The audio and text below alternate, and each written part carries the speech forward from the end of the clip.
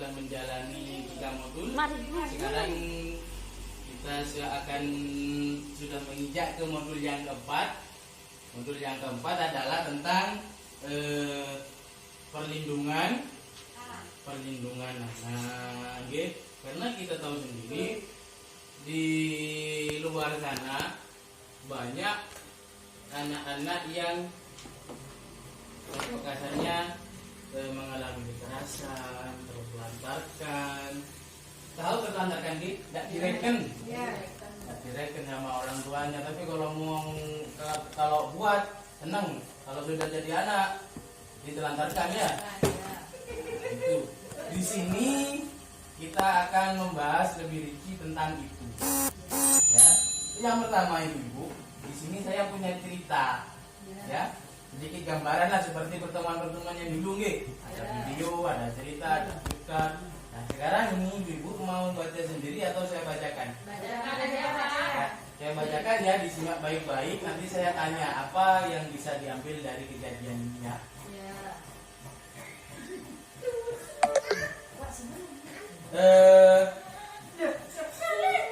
Cerita tentang anak yang tidak mau sekolah.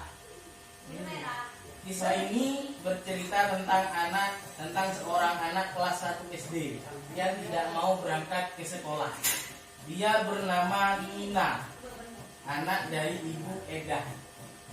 Suatu hari Nina menangis terseduh-seduh di depan rumahnya karena tidak mau berangkat ke sekolah. Di saat Nina menangis, seorang ibu bernama Ibu Ati bersama anaknya berjalan melewati dan menghampiri Nina. Sebagai tetangga, Ibu Ati berusaha menenangkan Nina dan mengajak Nina pergi ke sekolah bersamanya. Namun, di saat Ibu Ati sedang berusaha mendiamkan tangisan Nina, tiba-tiba Ibu Eda, siapa Ibu Eda? Ibunya Nina,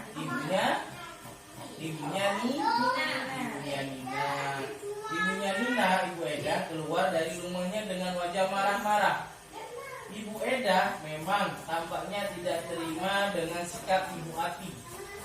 Dia marah-marah pada Ibu Ati.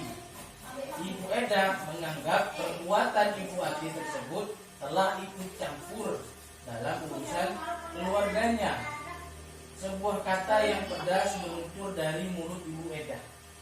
Hei Ibu Ati, ngapain ngurusin anak orang? Urus saja anak sendiri, urus saja anak ibu sendiri, kata Ibu Eda. Ibu Eda pun segera menarik Nina masuk ke dalam rumahnya dengan terus memarahi anak tersebut. Dan Ibu Ati hanya termenung, dia hanya bisa mengelus dada. Dalam hatinya bertanya, apa yang harus dilakukan melihat perbuatan Ibu Eda yang sering memarahi bahkan memukul anaknya itu. Itu adalah kisah yang saya bacakan barusan. Sekarang saya mau tanya Ibu, kira-kira di kondisi lingkungan sekitar kita atau jenengan semua, cerita yang seperti ini itu memang benar kejadian ada atau enggak? Tidak ada. Tidak ada atau ada? Ada ya, ada yang enggak. Sekarang gini, saya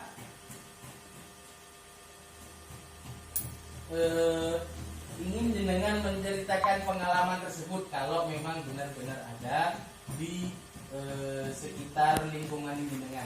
Jangan dikasih nama, disamarkan saja namanya kalau memang itu tetangga jenengan. Gak usah, monggo jenengan ceritakan saja.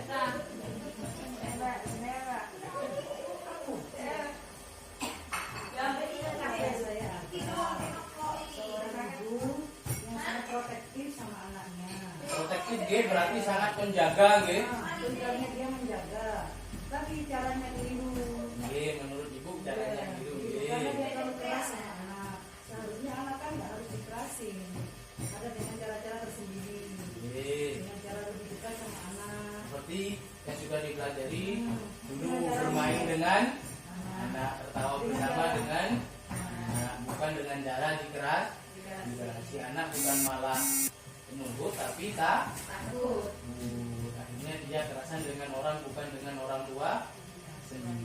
Monggo Ibu jelaskan, teruskan. Karena caranya yang salah, dia harusnya menasihati dengan anak itu dengan cara yang baik dan benar. Anak itu didudukkan dua orang saja, diajak bicara ngobrol pelan-pelan, hati-hati dengan baik, bahasa yang baik dan benar. Itu sudah cukup. Tuh, harus memukul atau memarahi. Jadi menurut ceritanya Ibu Izin, di sekitar rumahnya ada orang tuanya sebenarnya itu sayang kepada anaknya, menjaga kepada anaknya, tapi dilakukan dengan cara yang salah. Anaknya dididik dengan cara kekerasan. Dia pikir dengan kekerasan anaknya mau nurut, ternyata anaknya ketakutan. Itulah kenapa di modul awal dulu tidak sama sekali tidak diperbolehkan melakukan kekerasan kepada anak. Itulah memang ya kendala kita yang memang terjadi di sekitar lingkungan kita ya.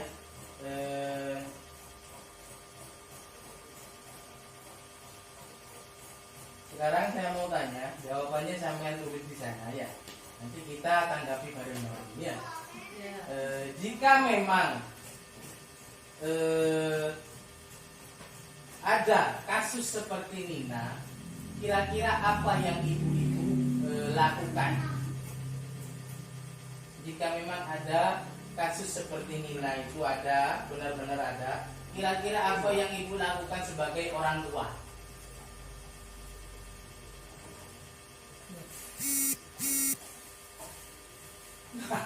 Monggo ditulis.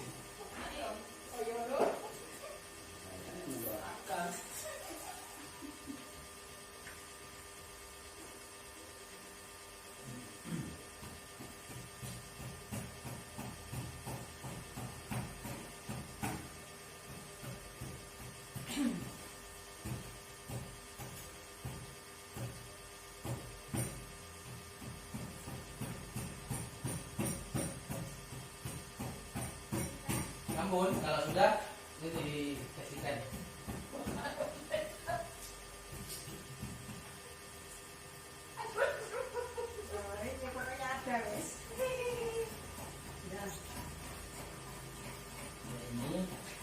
Ini panjang. Panjang ya.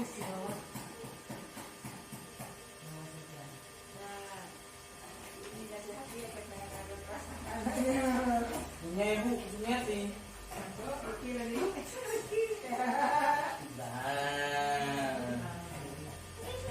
Nah ya, ini saya baca jawaban yang pertama dari Ibu Iin. Mengajak ngobrol Ibu Eda dan berbicara secara halus. Luas atau halus ini? Secara luas tapi dengan sopan supaya tidak menyinggung hati Ibu Eda. Nah, kita akan bahas jawaban dari Ibu Iin dulu ya. Nah, Ibu Iin di sini menjawab, jikalau memang ada kejadian benar-benar seperti itu, maka tindakan yang dilakukan Ibu Iin itu adalah mengajak ngobrol Ibu Eda, mungkin istilahnya dari hati ke hati sebagai sesama orang tua. Dengan cara yang sopan sebisa mungkin agar tidak menyakiti hati. Ya panas sih Bu.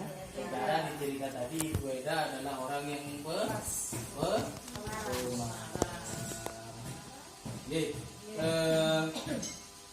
jika ada memang menurut jawabannya ibu Iin yang seperti ini, itu adalah hal yang memang bisa salah satu hal yang bisa dilakukan selama Ibu Eda memang mau diajak ngobrol dengan baik, dengan hati ke hati, sama-sama seorang perempuan, sama-sama seorang ibu, sama Ibu Eda memang masih bisa diajak ngobrol dengan baik. Jika tanggapannya Ibu Eda sudah tidak baik, ya kita mau bagaimana lagi? Ada lagi nanti tindakan yang bisa kita lakukan. Untuk jawaban yang kedua, ini dari Busuk. dan juga dari Ibu Sumiati jawabannya hampir sama, jadi kita bahas satu saja ya. Sebenarnya 3 jawaban ini hampir sama. Ibu Eda dinasehati agar jangan terlalu keras atau kasar kepada anaknya, karena ya itu seperti pembahasan di modul-modul awal, di modul 1 perlindungan anak, ya, pendidikan dan juga perlindungan anak juga dibahas, di modul 1 dibahas, di modul 3 kemarin dibahas pendidikan anak, terus apa efeknya kalau anak itu sering dikasari, baik secara fisik maupun psikisnya. Psikis itu apa? Jiwa kejiwaan anak. Salah satu contohnya yaitu anak akan nyaman dengan orang lain. Dengan orang, ya gimana mau nyaman dengan anaknya? Mau anaknya mau ngomong sedikit saja sudah mama. Jadi anaknya lebih enak ngomong sama orang lain daripada anaknya.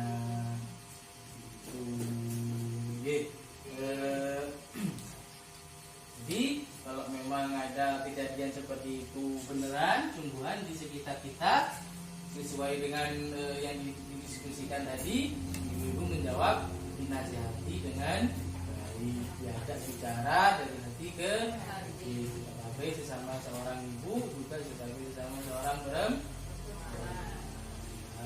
Terima kasih ibu-ibu.